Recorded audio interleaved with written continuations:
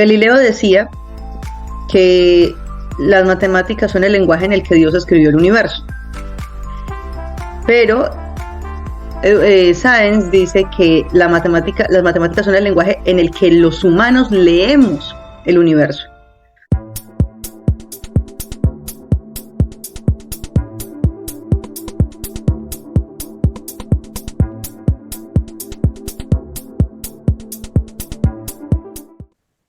¿Qué tal? Bienvenidos a TD, a Transformación Digital de la Educación, en el segmento de Conversando el Futuro.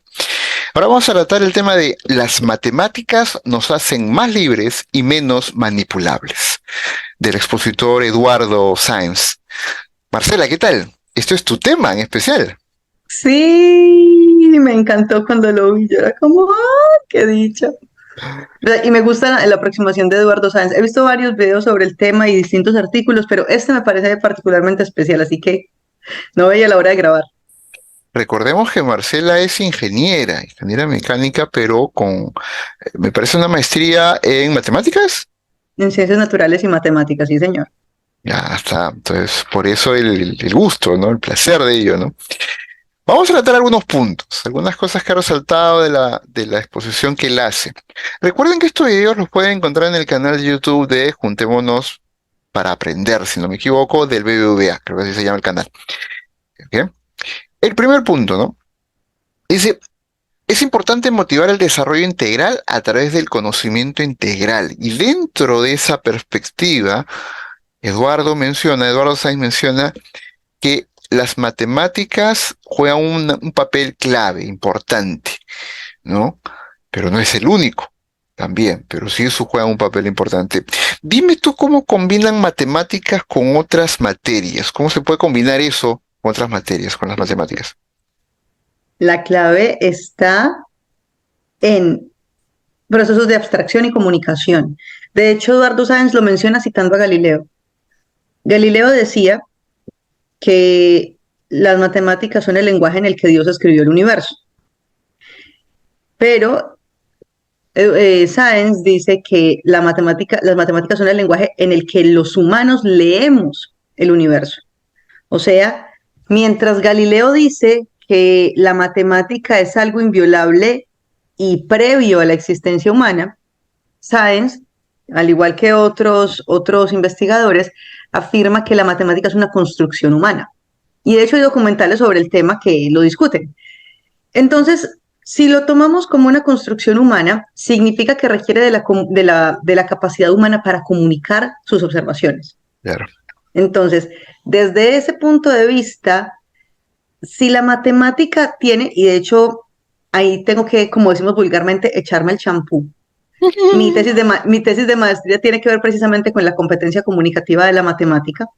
Eh, si nosotros abordamos la matemática desde una perspectiva lingüística, estamos enfrentándonos a un código lingüístico que tiene un montón de elementos en común con diversas lenguas.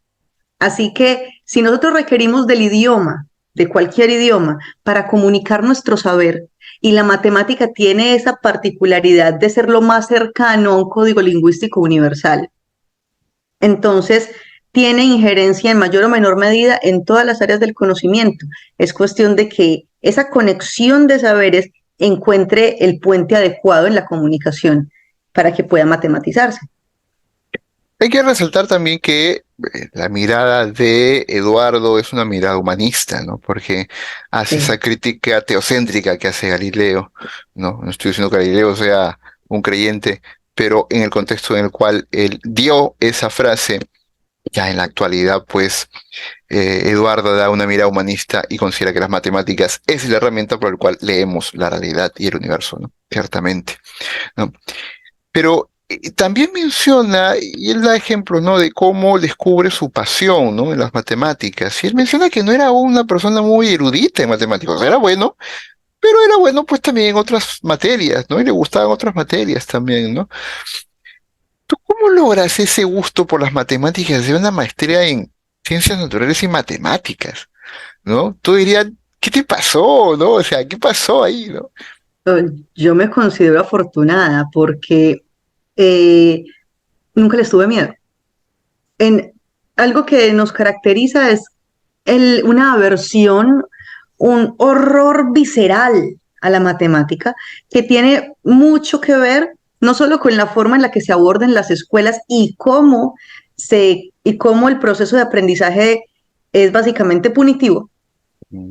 O sea, cualquier fracaso o cualquier no acierto se castiga. Porque la matemática, y lo digo por una discusión que tuve con un padre alguna vez, con un estudiante, él me decía, la matemática es una ciencia exacta, entonces el proceso no me importa si el resultado es correcto. Que eso es una salida muy parecida a la del fin justifica los medios, que es la simplificación maquiavélica. Digo simplificación porque Maquiavelo no dijo solamente eso. Mm. Pero que yo le decía a él, la matemática no es una, o sea, es exacta por su estructura y requiere de una fundamentación completa en el proceso de razonamiento para que la respuesta correcta que te dé tenga un sentido. Si no, es un simple número que se lo puedo pedir a una calculadora, porque ya las calculadoras hacen eso. Claro. Ya yo puedo ingresar en un simulador. Entonces, el proceso de la humanización del resultado es el proceso sobre el cual yo lo construí. Y eso es lo que uno evalúa. Entonces, ¿cómo aprendí? Yo como le agarré el gusto a las matemáticas, no sé, yo siempre lo aprendí todo como, o al menos en mi casa, tuve la fortuna de que mis papás buscaron que yo me divirtiera aprendiendo. Entonces, los retos, la matemática mental, así de repente uno trapeando en la casa, Marcela 7 por 8, 56, bueno, pero era como piénsalo rápido.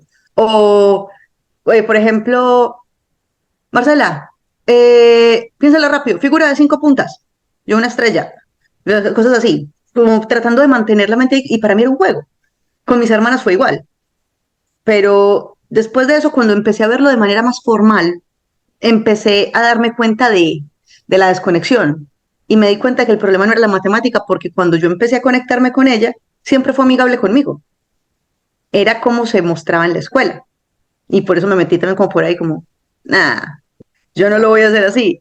La matemática no tiene la culpa de que yo no le enseñe bien. Es como si vos sos una persona que llega nueva a mi escuela, sos Ujú. extranjero, llegas y alguien no te entiende, o sea, digamos que vos intentas comunicarte y no te entienden, entonces hace una mala traducción de lo que vos estás diciendo y te hace ver como si fueras hostil, cuando realmente es que no te entiende. Y eso pasa mucho con los docentes de matemáticas. No entienden de lo que están hablando, no por falta de capacidad, sino por falta no por falta como de ese enamoramiento que le falta a un pelado cuando lo ve a uno feliz, como, ¡hey, es que mira esta maravilla! Por Ah. favor, pregúntame otra cosa porque este tema me pone a hablar una hora seguido.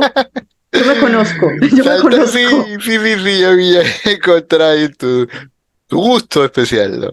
Saltemos a Sí. otro aspecto que también menciona a Eduardo, ¿no? Él menciona que el lenguaje de la ciencia son las matemáticas, Ujú. ¿de acuerdo?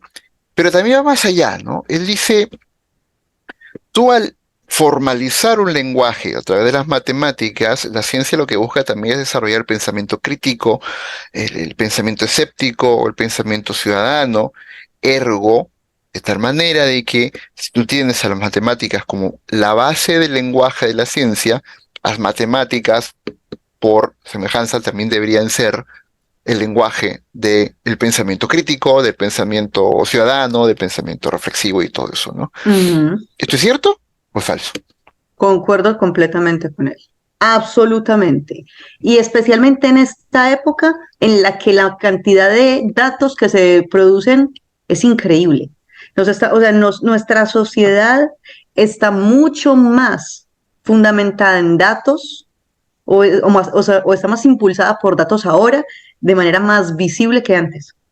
Entonces, nuestra capacidad de nadar en ese mar de datos y salir sin ahogarnos requiere de un salvavidas matemático. Le hace falta. Yo estaba leyendo un libro hace poco que se llama Innumeracy de John Allen Paulos. Es un matemático muy, pues, de gran renombre y no solo es matemático, sino divulgador de la matemática. Y creo que te lo comentaba informalmente alguna vez.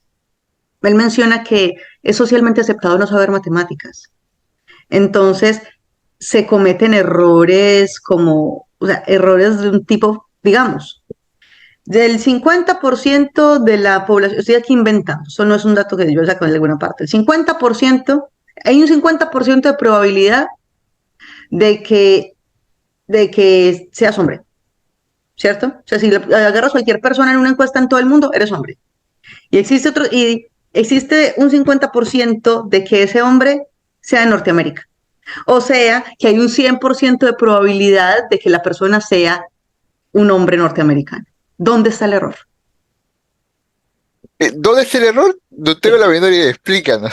Mira, de toda la comunidad mundial, hay un 50%, o sea, hay 50% de probabilidad de que seas hombre. O sea, si yo Ya, selecciono un nombre al azar del directorio mundial, selecciono uno, es el de un hombre, ya. ¿sí? Y aparte de eso, hay un 50% de probabilidad de que ese hombre sea norteamericano. Pero Entonces, ¿qué pasa? ese Dime, salto no es irreal, ¿por qué es irreal? porque estás tomando como universo al pueblo norteamericano, ¿no? A todo Norteamérica, como si fuera el universo completo, ¿no? Ahí está. Pero ¿qué pasa? Que hay gente que dice que tiene sentido porque 50% más 50% es 100%. No. O sea, eso es lo que pasa cuando no tienes claro cómo los porcentajes funcionan Eh, y cuando no haces lo que tú hiciste. Tal vez puede que no tengas claro cómo los porcentajes funcionan, pero tú mismo sabes.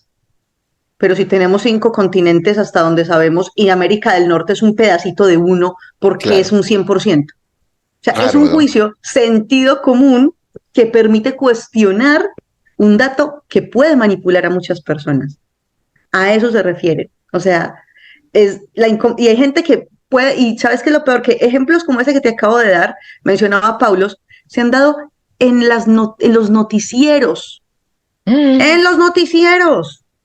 O sea, imagínate el nivel de desinformación que se acepta socialmente porque como son números. Yo, yo Ah, tengo, yo tengo a mi cuñado, hermano de mi esposa, él contaba que jovencito no le gustaban las matemáticas y él es ingeniero estadístico hoy día, el día de hoy. O sea, y el tipo es un trome, es un crack en tema de matemáticas, ¿no? Ha hecho diplomados con universidades extranjeras y todo. Y es un apasionado del tema de los algoritmos y el pensamiento computacional y estas es un cosas, ¿no? tema genial. Y algo que coincide contigo, sin conocerte, es que él se horroriza de las barbaridades que salen a decir en la prensa, ¿no? Y dice, ¿qué está hablando idioteces? Yo francamente no Sí, me doy cuenta por la numeración que está hablando y los números que hay detrás, ¿no? Tengo que prestar más atención porque mi habilidad no está tan desarrollada en ese aspecto. Pero para él es al toque, ¿no? Él dice, esto está mal, no está diciendo la verdad, ¿no? exacto. Y mira que Sáenz decía, en cualquier momento hay personas que te intentan manipular. Y al inicio, cuando uno es niño, con el cambio en la tienda, cuando vas a comprar algo y te dicen, yo creo que alguna vez yo hice eso y no me había dado cuenta de que había hecho una triquiñuela con alguien. Él digamos, me había prestado 200 pesos, ¿sí? Y yo solamente utilicé 100, ¿cierto? Ujú. Entonces, pero fue en su momento en un afán. Yo después me di cuenta de que yo había cometido un error y yo, no, mira, me equivoqué. Pero yo le dije, bueno, me prestaste 200, pero nada más me gasté 100. O sea que en teoría te debo 100. Me dijo, sí. Y yo, bueno, tenga los 100. Y le devolví los 100 que me devolvieron a mí. Y él dice que, ah, bueno. Y eso yo me di cuenta de, hey, no, no, no, eso no está bien. Pero mira, Pero no te algo tan reclamó, sencillo. ¿Cómo? No no me te reclamó. reclamó. Fui yo quien fue a corregir porque me di cuenta de lo que había hecho. Yo como, un Claro. momentico, ¿yo qué hice? Pero es algo tan sencillo. Si eso ocurre con algo tan sencillo como finanzas varias, imagínate cuando estamos hablando del presupuesto de la nación. Es muy Ima- cierto. Imagínate cuando estamos hablando de datos que hablan de, por ejemplo, cuál ha sido la población del país que recibió la vacuna contra el COVID en el momento del COVID. Pues cuando el COVID estaba en su auge, ¿no? El COVID no se ha Claro. ido, pero cuando estaba en su auge. Entonces, imagínate los niveles de pánico o los niveles ¿cómo lo digo? Los niveles de negligencia que pudieron haberse afectado por una mala lectura matemática. Es cierto, es cierto. Vamos a dar una pausa a nuestro auspiciador y regresamos en unos segundos.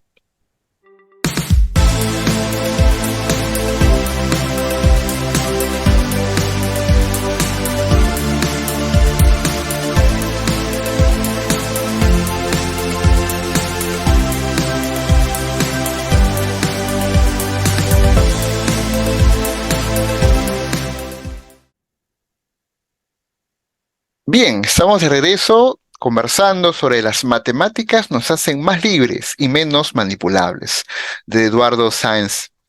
Él menciona otro aspecto también. Él pone mucho énfasis, Marce, en algo en particular. De, bueno, esa es mi traducción, ¿no? Es creer que las matemáticas es un cuco, ¿no? Es el monstruo que está escondido debajo de la cama, ¿no? Nos hacen creer eso. Y tú lo has mencionado al comienzo de la conversación. Que como me equivoco en algo, la acción es punitiva. Ergo, de ese error yo no puedo aprender. No, no estoy aprendiendo porque tengo miedo después de volverme a equivocar porque el profesor me va a caer encima. Y él utiliza este asunto de la indefensión aprendida, ¿no? ¿Cómo vincula este problema de aprendizaje y psicológico de indefensión aprendida con las matemáticas, ¿no? Es increíble cómo nos han enseñado a no aprender. Nos han enseñado a no aprender matemáticas. Es increíble. Sí, y es que, mira, una cosa especial que tienen las matemáticas, y yo se lo digo a mis estudiantes porque muchos dicen, pero es que ya las sabía, ¿por qué tengo que hacer esto? Porque nos enseñan que uno solamente tiene que estudiar lo que le sirve para lo que va a hacer al final de la vida, o digamos en su vida profesional. Pero para mí esa es la manera más cercana de parecernos a un mundo en el que todos estamos encasillados, porque nos hacemos extremadamente especialistas. La matemática, si algo tiene, es que es generalista. Pero bueno, el caso es que algo que yo le digo a mis estudiantes cuando están, es que yo no la voy a usar, es que yo voy a hacer esto, y yo les doy ejemplos de cómo las matemáticas aparecen en distintos escenarios de la vida. Les digo, chicos, y si igual ustedes dicen que no van a hacer nada con su vida, que se van a dedicar al entrenamiento físico, recuerden, las matemáticas son brain workout, esto es entrenamiento para el cerebro.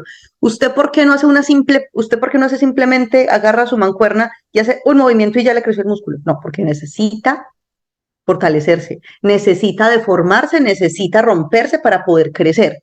A su cerebro le hace falta lo mismo. Y si necesita unas pesas como esas, las matemáticas son perfectas para su cerebro. Así que eso requiere trabajo y le va a doler, pero es porque se está habituando, está aprendiendo. A nosotros en América Latina nos enseñaron que el resultado tenía que ser inmediato porque no había tiempo que perder. Y es que ¿para dónde vamos pues? O sea, ¿afán para correr a dónde? Si ni siquiera hemos definido el norte de la región, ¿cuál es el afán? Entonces, entonces necesitamos aprender algo bien.